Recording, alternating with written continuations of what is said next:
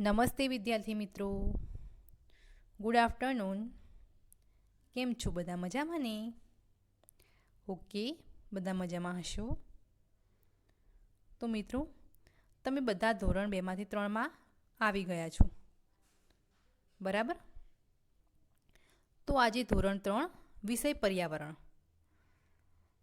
પાઠ 1 પૂનમે શું જોયું તેના વિશે આપણે અભ્યાસ કરવા જઈ રહ્યા છીએ. તમારા બધા માટે પર્યાવરણ વિષય નવો છે, બરાબર ને?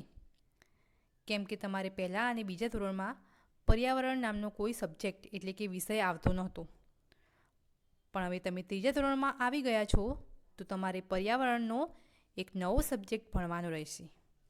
ઓકે, એમાં કંઈ હાર્ડ નથી, બધું આવડે એવું જ છે. હું જે તમને સમજાવું એ તમારે શાંતિથી સમજવાનું અને લખવાનું. ઓકે, તો વિષય પર્યાવરણ, પાઠ 1 પૂનમે શું જોયું તેના ભાગ 1 વિશે આજે આપણે અભ્યાસ કરીશું.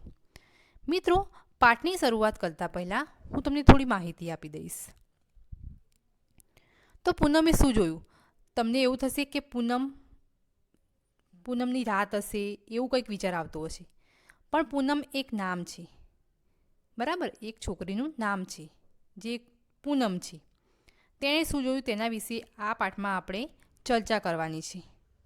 ઓકે, તો એના પહેલાં આપણે થોડી માહિતી મેળવી લઈએ પાઠની, પછી આપણે પાઠની શરૂઆત કરીશું.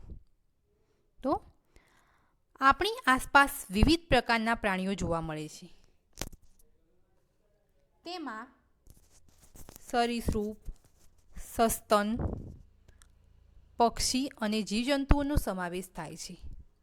સરીસૃપ એટલે પેટેથી ઘસડીને ચાલી શકતા હોય તેવા પ્રાણીઓ. ઓકે, પ્રાણીઓમાં તેમના કદ, રંગ, શરીરના અંગો, ખોરાક લેવાની ટેવો અને હલનચલનના પ્રકારો, રહેઠાણ એટલે કે જે ત્યાં રહેતા હોય એ વસવાટ, તેમાં પણ વિવિધતા એટલે કે અલગ અલગ વસ્તુ આપણને જોવા મળે છે. કેટલાક પ્રાણીઓ કદમાં ઘણા મોટા હોય છે, બરાબર? એટલે કદ એટલે કે ઘણા મોટા હોય છે કદમાં. જેમ કે હાથી. હાથી કેટલું મોટું કદાવર પ્રાણી છે? આપણે એને સૌથી મોટું કદાવર પ્રાણી ગણીએ છીએ ને? તો હાથી, ઊંટ, આ બધા કદમાં મોટા હોય છે, બરાબર? તો તેવી જ રીતે કેટલાક પ્રાણીઓ કદમાં ખૂબ નાના પણ હોય છે, જેમ કે કીડી હોય, મકોડો હોય. આ બધા પ્રાણીઓ કદમાં કેવા હોય છે? નાના હોય છે.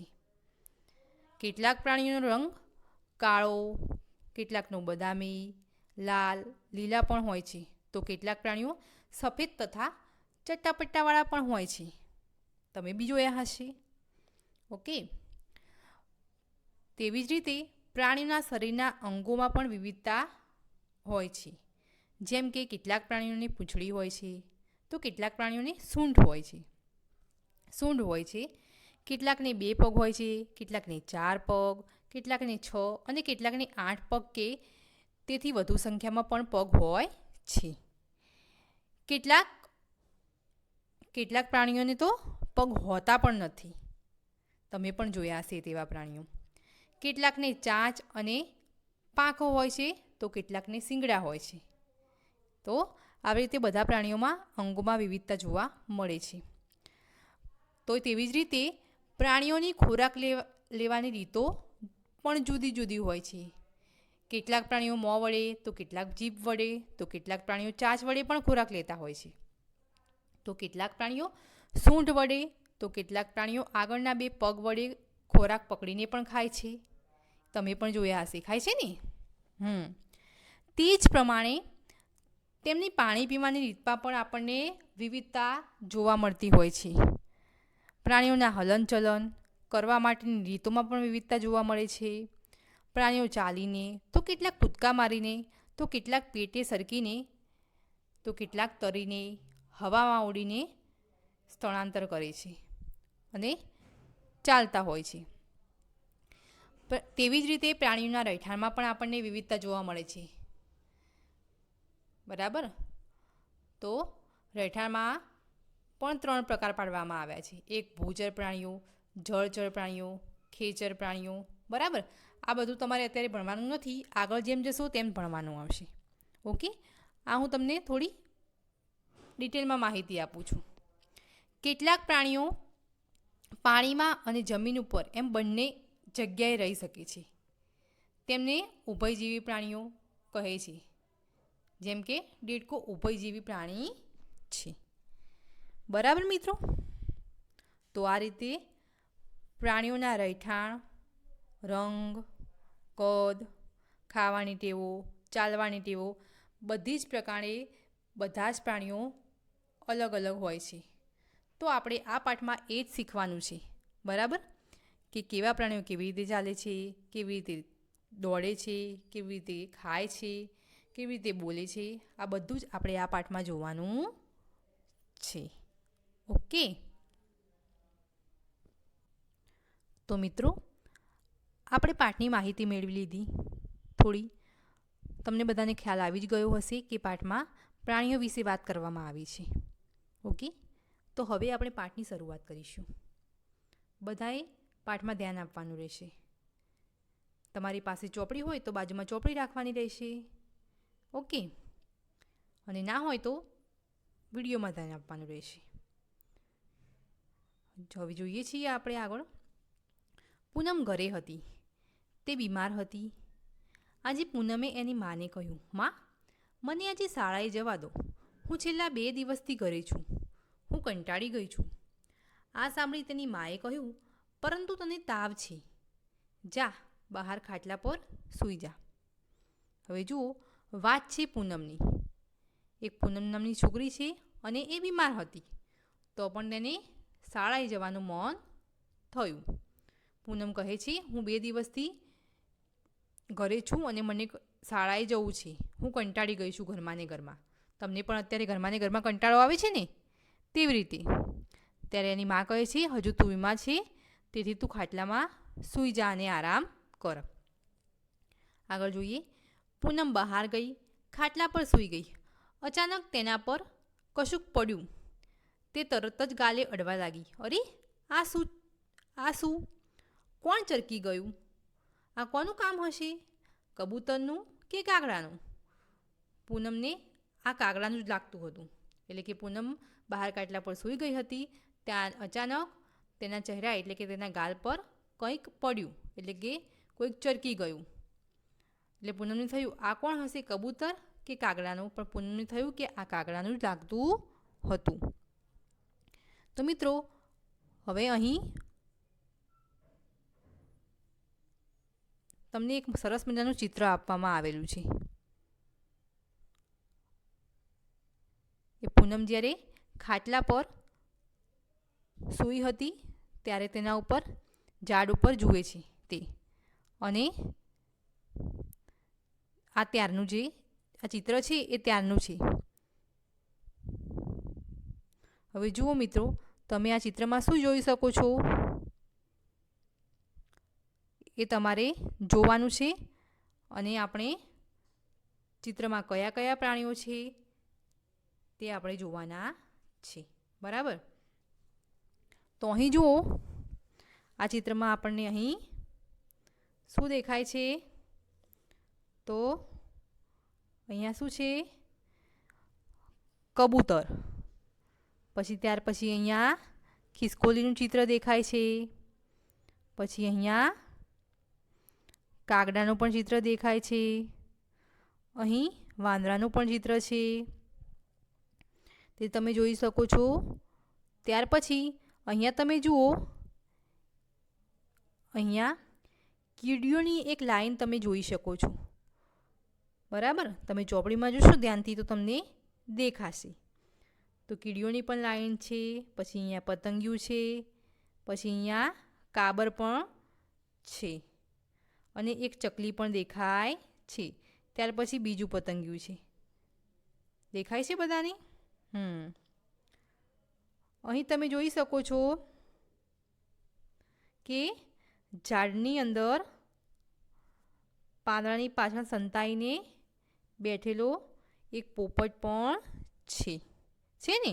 જુઓ. ત્યાર પછી નીચે જુઓ, અહીંયા બીજી કીડીઓની લાઈન પણ જોવા મળી રહી છે. બરાબર? તે તમે જોઈ શકો છો ચિત્રમાં. તો પૂનમ આ બધું પોતે ખાટલામાં સૂતા સૂતા નિહાળી રહી એટલે કે જોઈ રહી હતી. બરાબર? તમે પણ ચિત્ર જોઈ શકો છો. હવે આગળ જોઈએ છીએ આપણે. અહીંયા જુઓ શું લખ્યું છે કે પૂનમે ઉપર જોયું, તેણે વૃક્ષ ઉપર ઘણા બધા પ્રાણીઓ જોયા. તેમના નામ જણાવો. વિચારો અને લખો. તો મિત્રો, પૂનમે જે ઝાડ ઉપર જે પ્રાણીઓ જોયા તેના નામ આપણે અહીં લખવાના છે. બરાબર? અને જુઓ અહીં લખ્યું છે વિચારો અને લખો. તમે જોયેલા પંખીના નામ લખો. તો મિત્રો, તમે જે પંખીના નામ જોયા હોય તે પણ તમે અહીંયા લખી શકો છો. જેમ કે હું અહીંયા લખીશ, મેં જે પ્રાણીઓ જોયા છે એ હું લખીશ. અહીંયા હું લખીશ મોર, પોપટ, કાબર, ચકલી, કબૂતર, ત્યાર પછી કાગડો, કોયલ, મરઘી. તો આ બધા ચિત્રો છે. બરાબર? અને જો તમે આ સિવાયના બીજા પક્ષીઓ જોયા હોય તો તે પણ તમે અહીંયા લખી શકો છો. બરાબર મિત્રો? તો આ પ્રવૃત્તિ તમારે કરવાની રહેશે. હવે આપણે આગળ જોઈએ છીએ.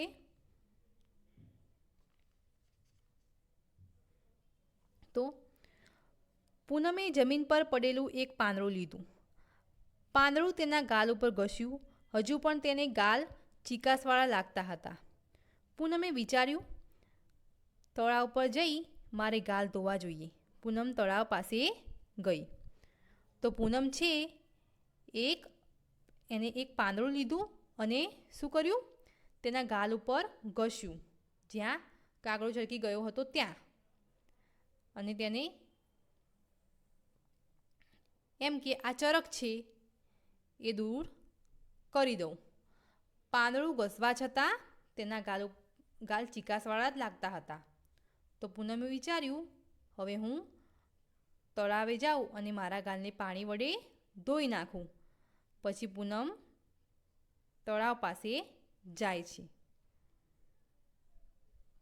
હવે મિત્રો જુઓ, અહીં આપણને એક તળાવનું ચિત્ર આપવામાં આવેલું છે.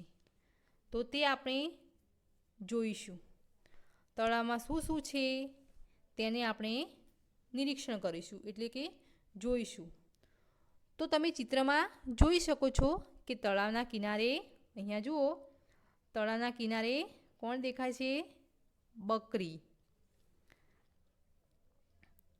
બકરી શું કરે છે? તો બકરી ઘાસ ખાય છે. તળાવમાં બે ભેંસો પણ આપવામાં આવેલી છે. ભેંસો પાણીમાં તરે છે. એક ભેંસની ઉપર અહીંયા જુઓ બગલો બેઠેલો છે.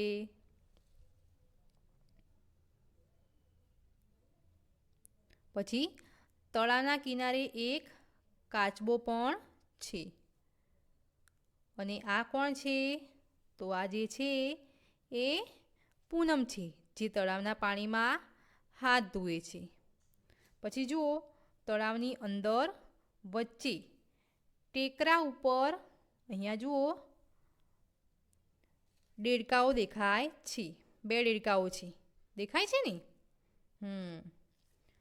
પછી તળાવના કિનારે એક ટીટોળીનું ચિત્ર પણ આપણને દેખાય છે, જે બેઠી છે. તો આ રીતે વિવિધ પ્રાણીઓ તમે ચિત્રમાં જોઈ શકો છો. બરાબર? હવે નીચે જુઓ, તળાવની આસપાસ પૂનમે કયા પ્રાણીઓ જોયા હશે તે આપણે વિચારવાનું છે મિત્રો.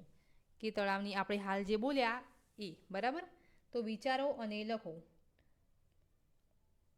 કે તળાવની આજુબાજુ આપણને કયા કયા પ્રાણીઓ જોવા મળે છે? તો વિચારો. તો અહીંયા લખીશું આપણે હંસ, ત્યાર પછી બતક, પછી કાચબો, પછી આપણે લખીશું ટીટોળી, પછી દેડકો, ભેંસ, બગલો, આવા બધા પ્રાણીઓ જોવા મળે છે તળાવના કિનારે. બરાબર. તો મિત્રો, આ રીતે તમે બીજા પણ પાણીમાં રહેતા પ્રાણીઓ કે તળાવના કિનારે તમે જોયા હોય તો તમે લખી શકો છો. હવે આપણે આગળ જોવાનું છે. બરાબર. તો આગળ જુઓ. પ્રશ્ન છે 2 કે તમે તળાવ પાસે જોયેલા પ્રાણીની જેમ કામ કરી શકો? તો અહીં આપણને વિચારવાનું છે કે તમે તળાવ પાસે જોયેલા પ્રાણીઓ જેવા કે બગલો, ભેંસ, બતક એના જેવા કામ કરી શકો? તો ના, ભેંસ જેવું કામ આપણે કરી શકીએ નથી કે આપણે કરી શકતા પણ નથી. અને બતકની જેમ આપણે સરળતાથી તરી પણ શકતા નથી. પછી દેડકાની જેમ આપણે સરળતાથી કૂદકા પણ લગાવી શકતા નથી. અને